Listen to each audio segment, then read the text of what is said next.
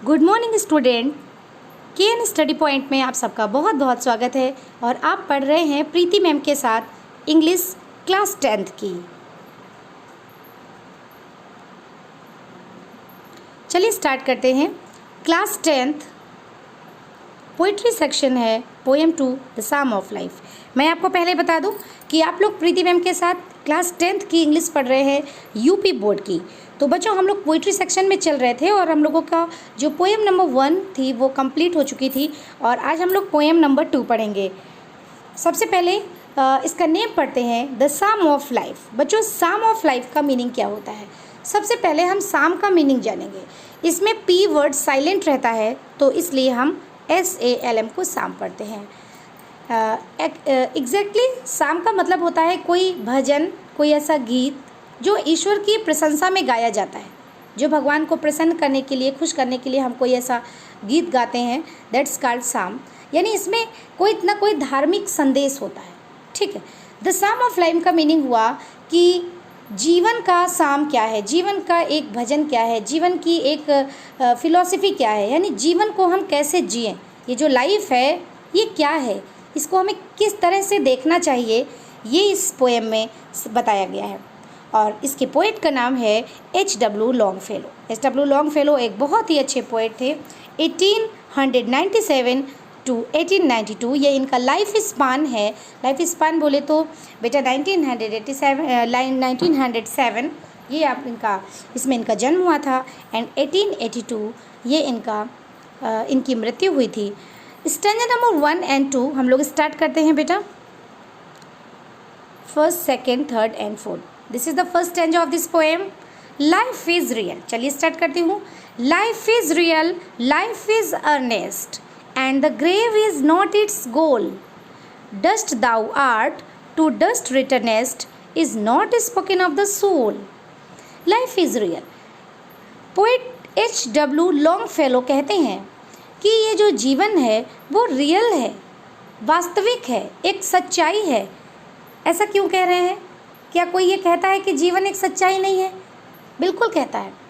ऐसा सुनने में आता है कि जीवन पानी के एक बुलबुले के समान है।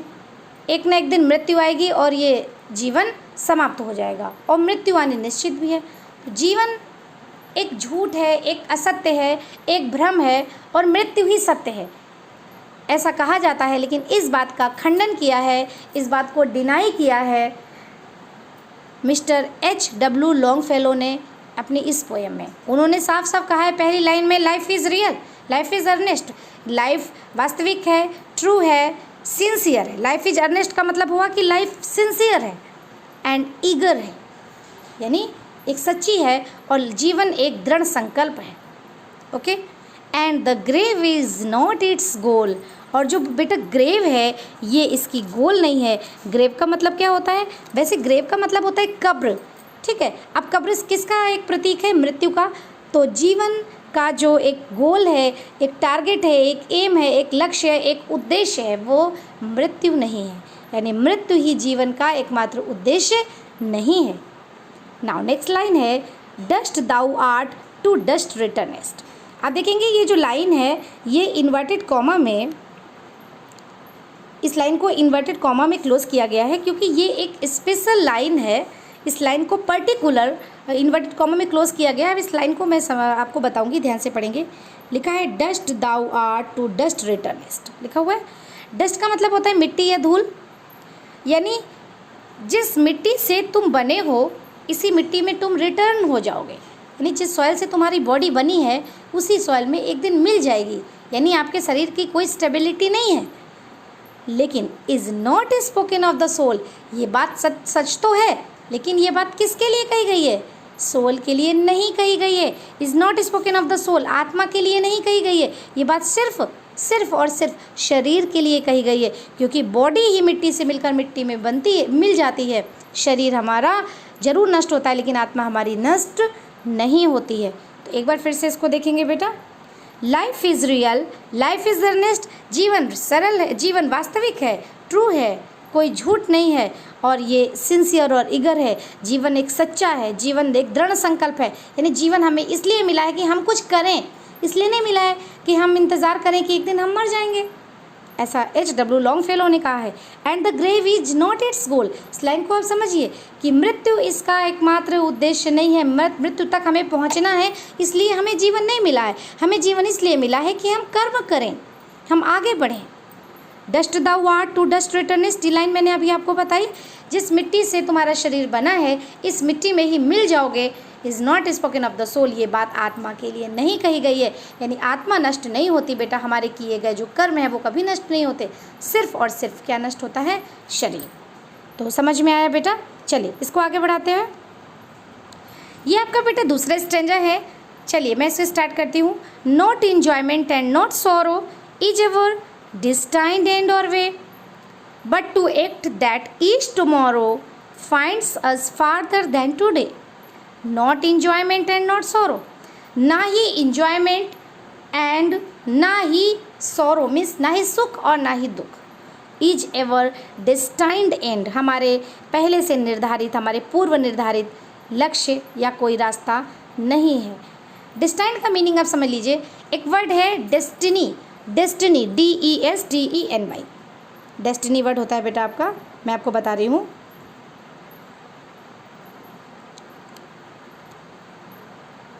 डेस्टिनी, डेस्टिनी का मतलब होता है भाग्य यानी किस्मत। इसको हम लोग LUCK लक भी बोलते हैं और FATE फेट भी बोलते हैं। लक बोलें या डेस्टिनी बोलें या फेट बोलें, तीनों का मतलब क्या हो गया बेटा? ये हो गया आपका भाग्य। तो डिस्टाइंड एंड का क्या मतलब हुआ? डिस्टाइंड का मतलब वो चीज़ जो भाग्य में लिखी है, वो चीज़ जो पूर्व निर्धारित है, जो पहले से निश्चित है कि यही होगा, वो डिस्टाइंड है। समझ में आया? डिस्टाइंड का मतलब क्या हो गया? जो प्रीडोमिनेटेड है, जो पहले से मालूम है कि यही होगा। तो सुख और दुख हमारे के मात्र जीवन के ऐसे अंत नहीं है जो पूर्व निर्धारित है। अगर हम पहले से मान लेंगे कि हम भाई ये तो निर्धारित है कि हमें सुख मिलेगा, तो भी हम परिश्रम नहीं करेंगे। और अगर हमें ये पता है कि ये निर्धारित है कि हमें दुख ही मिलेगा, तो भी हम परिश्रम नहीं करेंगे कि हमें तो दुख ही मिलना है। यानी कि हमें अगर अपना ये भाग्य पता है कि हमें मेरे साथ यही भविष्य में होना है, तो हम कर्म किस लिए करेंगे? नहीं करेंगे ना। तो H.W. लॉन्गफेलो ने यहाँ पे एक मैसेज दिया है कि हमें भाग्य के भरोसे नहीं बैठना है, हमें कर्म करना है। जीवन हमारा सिर्फ एक प्रीडोमिनेटेड एंड नहीं होता है, ठीक है, बट टू एक्ट, बल्कि काम करना है। दैट ऐसे कि ईच टुमारो, प्रत्येक जो कमिंग डे, यानी कि एवरी कमिंग डे बोले तो आने वाला दिन। जैसे आज फ्राइडे है बेटा, तो कल सैटरडे आपका कमिंग डे हो गया, नेक्स्ट डे हो गया या टुमारो हो गया। तो every coming day finds us farther than today, हम क्या पाएंगे उसको? आज से और ज़्यादा अच्छा, आज से और ज़्यादा फार्दर पाएंगे। मतलब फार्दर मीन्स दूर या आगे। जितना हमने कल परिश्रम किया था, हम ये सोचेंगे कि हम आज उससे ज़्यादा परिश्रम करें। जितना परिश्रम हम आज कर रहे हैं, हम कोशिश करेंगे कि कल हम इससे भी ज़्यादा परिश्रम करें, ठीक है। तो not enjoyment and not sorrow is ever destined end or way, but to act that each tomorrow finds us farther than today. एक बार छोटा सा रिवीजन चलते हैं बेटा। ना ही सुख और दुख, यानी हम सुख को भी नहीं मान सकते और दुख को भी नहीं मान सकते। क्या नहीं मान सकते? अपने जीवन का पूर्व निश्चित अंत नहीं मान सकते, पूर्व निर्धारित अंत नहीं मान सकते। हम ये नहीं कह सकते कि हमारे जीवन में सुख दुख तो पहले से ही निश्चित हो गया है, तो हम क्यों कोई कर्म करें, क्योंकि जो होना है वो तो होगा ही। ऐसा नहीं कर सकते हम लोग, ऐसा कुछ नहीं होता है। बट टू एक्ट, बल्कि हमें काम करना है। That each tomorrow finds us farther than today, कि प्रत्येक आने वाला कल मेरा आज से बेहतर हो। हमें ऐसे ही काम करना है कि हमारा प्रत्येक आने वाला कल आज से बेहतर हो। समझ में आया बेटा? और वैसे भी आप इस चीज़ को मान लीजिए, गीता में भी श्री कृष्ण ने कहा है कि कर्म करिए, फल की इच्छा मत करिए। आपको भले ही श्री कृष्ण ने देखो बेटा ये भी कहा था कि जो भी कुछ होता है वो मैं करता हूँ, है ना। तो लेकिन हम इस बात को नहीं मान सकते कि जो कुछ हो रहा है वो ईश्वर कर रहा है तो हमें कुछ नहीं करना है। भगवान ने कहा है कि आप अपना कर्म करिए, क्योंकि बिना कर्म के कभी भी फल की प्राप्ति नहीं होती है ना बेटा। तो यहाँ पे भी बताया गया है कि हम अपने डेस्टिनी को मान के अपने कर्म को करना छोड़ दें, अपने भाग्य पर सभी कुछ डाल दें और इसके बाद अपने कर्म को ना करें, तो ये गलत होगा। हमें अपने कर्म को लगातार करना है। और कैसे करना है? हमारा ईच टुमारो हमारे टुडे से बेहतर हो, इस बात का आपको विशेष ध्यान रखना है। उम्मीद है आपको ये लाइन समझ में आई होंगी बेटा। चलिए अब चलते हैं एक्सरसाइजेस की ओर। Stanzas for comprehension. Comprehension number 1, life is real to of the soul, यानी लाइफ इज़ रियल से लेकर के ऑफ द सोल तक ये आपका पहला स्टेंजा है। क्वेश्चन नंबर 1 पढ़ते हैं। Write the name of this poet who has composed the poem from which the above noted stanza has been chosen, यानी आपको पोएट का नाम बताना है जिन्होंने इस पोएम को कंपोज किया है और ये स्टैंजा जिस पोएम से लिया गया है, यानी ये स्टैंजा जिस पोएम से लिया गया है उस पोएम को कंपोज करने वाले पर्सन का आपको नाम बताना है, यानी पोएट का नाम बताना है। The name of this poet who has composed the poem is H.W. Longfellow. आपने पढ़ा था पोएम में H.W. लॉन्गफेलो। अच्छी तरह से बेटा लर्न कर लेंगे और लिखने का थोड़ा सा तरीका भी आप ध्यान देंगे। H.W. लॉन्गफेलो लिखना है तो H कैपिटल फिर डॉट फिर W कैपिटल फिर डॉट, इस तरह से H.W. लॉन्गफेलो आपको लिखना है। Question number 2, point out the rhyming words used in the given stanza. इस स्टैंजा में जो राइमिंग वर्ड्स यूज़ किए गए हैं वो आपको बताने हैं। बेटा राइमिंग वर्ड्स कौन से वर्ड्स होते हैं? देखिए आपकी जो पोएम होती है उसमें स्टैंजा होते हैं। स्टैंजा की जो लाइंस होती हैं उनका जो लास्ट वर्ड होता है, यानी जो अंतिम शब्द होता है, वो दूसरी लाइन के अंतिम शब्द से साउंड मैच करता है, साउंड में मैच करता है, यानी कि उसका साउंड, उसका उच्चारण, जो उसका प्रोनाउंसिएशन है वो एक जैसा है या मिलता जुलता है। ऐसे शब्दों को हम राइमिंग वर्ड्स कहते हैं। जैसे अब इसमें हम कैसे पढ़ेंगे बेटा? The words earnest, returnest and goal, soul are the rhyming words in the given stanza. Earnest और रिटर्नेस्ट आपस में जब बोल रहे earnest returnest earnest returnest earnest returnest, तो मिल रहा है आपस में, बोलने में साउंड एक जैसे मैच कर रहे हैं ना बेटा। And goal soul, goal soul, goal soul, ये भी साउंड मैच कर रहे हैं ना, तो ये दोनों क्या हो गए आपस में? राइम कर रहे हैं। तो द वर्ड्स अर्नेस्ट, रिटर्नेस्ट फिर and goal soul are the rhyming words in the given stanza. Question number 3, What is meant by the following expressions? ये जो एक्सप्रेशंस नीचे दिए हुए हैं, ये जो पंक्ति दी है, इसका मीनिंग क्या है? पहला है लाइफ इज़ अर्नेस्ट और सेकंड है dust thou art to dust returnest. अभी आपने पढ़ा था ना बेटा, तो लाइफ इज़ अर्नेस्ट, तो सबसे पहले हम पार्ट 1 और पार्ट 2 में पार्ट 1 की मीनिंग लिखेंगे। Part 1, it means life is not a falsehood. Life is earnest का मीनिंग क्या है? जीवन क्या है? सच्चा है, दृढ़ संकल्प है, यानी जीवन झूठ नहीं है, ये एक सीरियस रियलिटी है, ये एक गंभीर तौर पे वास्तविकता है। It means life is not a falsehood, it is a serious reality, it is sincere, और ये एक दृढ़ संकल्प है। दूसरी लाइन थी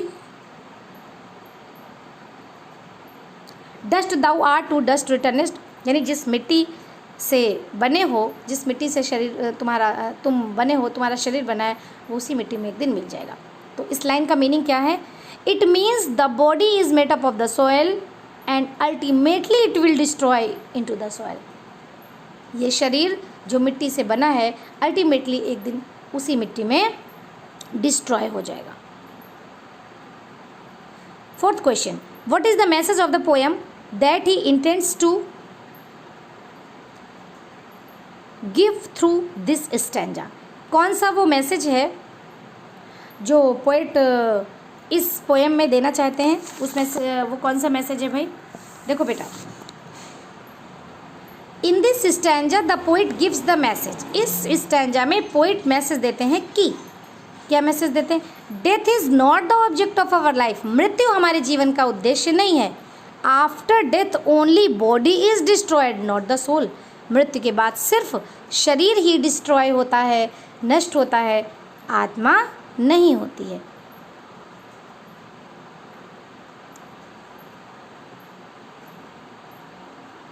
नॉट इंजॉयमेंट से लेकर के देन टुडे, ये बेटा आपका दूसरा स्टैंजा है। क्वेश्चन नंबर 1 है what is the title of the poem from which these lines have been taken, यानी उस पोएम की उसके टाइटल का नाम बताना है जिससे ये लाइन्स ली गई हैं। तो पोएम का टाइटल आपको पता है द सम ऑफ लाइफ है ना बेटा।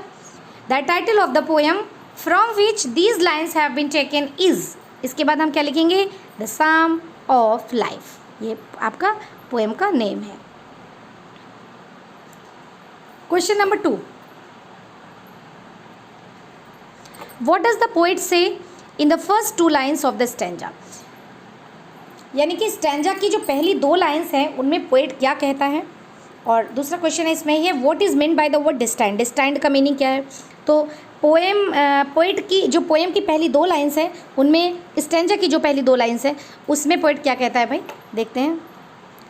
The poet says that, poet कहता है कि सॉरो और joy is not its predominated aim, कि दुख और सुख इसके पूर्व निर्धारित लक्ष्य नहीं।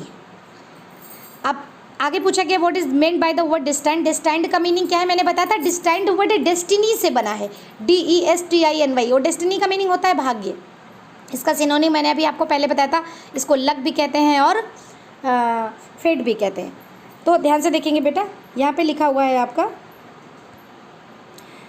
डिस्टाइंड, ये देखिए मैंने सर्किल में कर दिया है डिस्टाइंड, इसका मीनिंग बताना है। तो the word destined means predominated, जो पहले से डोमिनेट है, और या फिर अथवा fate decided in advance, fate decided in advance, यानी कि जो भाग्य पहले से ही डिसाइड हो चुका है, जो बात पहले से ही निश्चित हो चुकी है। तो मैंने यहाँ पे बेटा आपको 2 अलग अलग तरह से मीनिंग बताई हैं, आप चाहें तो एग्ज़ाम में कोई एक भी लिख सकते हैं या फिर दोनों भी। मैंने इसलिए बताया कि आप चीज़ों को बहुत अच्छी तरह से समझ सकें। पहला तो मैंने आपको बताया the word destined means predominated, ठीक, और दूसरा मैंने क्या बताया और लगा के फेट डिसाइडेड इन एडवांस, जो फेट है आपका वो पहले से एडवांस में, यानी कि पूर्व निश्चित है, पहले से ही कंफर्म है कि क्या होगा। Okay, question number 3, how should we act in life, हमें लाइफ में कैसे एक्ट करना चाहिए, हमें लाइफ में कैसे कार्य करना चाहिए। What is the meaning of the words find us farther, और फाइंड अस फार्दर का मीनिंग भी आपको बताना है। तो चलिए इसके आंसर की तरफ चलती हूँ। आंसर है we should do hard work in life. पूछा गया था क्वेश्चन में how should we act in life, हमें लाइफ में कैसे एक्ट करना चाहिए। तो we should do hard work in life, हमें लाइफ में बहुत परिश्रम करना चाहिए। और इसके बाद हमें लिखना है what is the meaning of the word finds us farther, बेटा हम अपने आप को और ज़्यादा आगे पाएँ, फार्दर पाएँ, किससे, देन टुडे, यही तो मीनिंग थी। तो हम क्या लिखेंगे भाई, हम जब हर अगले दिन अपने पहले के दिन से ज़्यादा आगे बढ़ रहे हैं और ज़्यादा मेहनत कर रहे हैं तो हम प्रोग्रेस ही तो कर रहे हैं ना। तो the words find us farther means we should make progress day by day, हमें दिन पर दिन और ज़्यादा प्रोग्रेस करनी चाहिए। ना question number 4, point out the rhyming words in the given stanza, यानी ये जो स्टैंजा है आपका सेकंड स्टैंजा, इसमें कौन से पॉइंट आपके राइमिंग वर्ड्स हैं।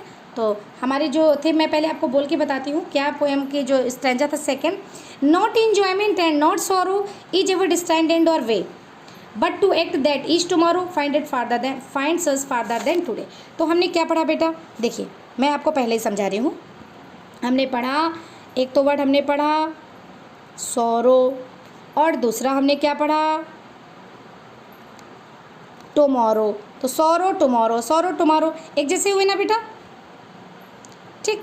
अब इसी तरह से हम आपको दूसरा बताते हैं, लिखा था वे टुडे, वे टुडे। तो अब हम वे पढ़ते हैं ना, वे, या हम टुडे पढ़ते हैं। तो वे और टुडे भी आपस में मैच कर रहा है ना, तो ये दोनों आपस में राइम कर रहे हैं, और सॉरो और टुमारो आपस में राइम कर रहे हैं, ठीक है। तो चलते हैं हम लोग आंसर की तरफ। The words sorrow, tomorrow and way today are rhyming together in the given stanza. ये जो वर्ड्स हैं ये आपस में राइम कर रहे हैं इस स्टैंजा में। तो बच्चों आपको कैसी लगी आज की class the sum of life. मैंने इसमें टोटल 4 स्टैंजा हैं, मैंने 2 स्टैंजा आज आपको पढ़ाए हैं, और मैं अपनी नेक्स्ट क्लास में आगे के जो 2 स्टैंजा है रिमेनिंग मैं वो कवर करूँगी। मुझे कमेंट करके बताइए कि आपको मेरी क्लास कैसी लगी, और अगर कुछ अच्छा ना लगा हो, कुछ कम समझ में आया हो तो प्लीज़ मुझे वो भी बताएं। Thank you.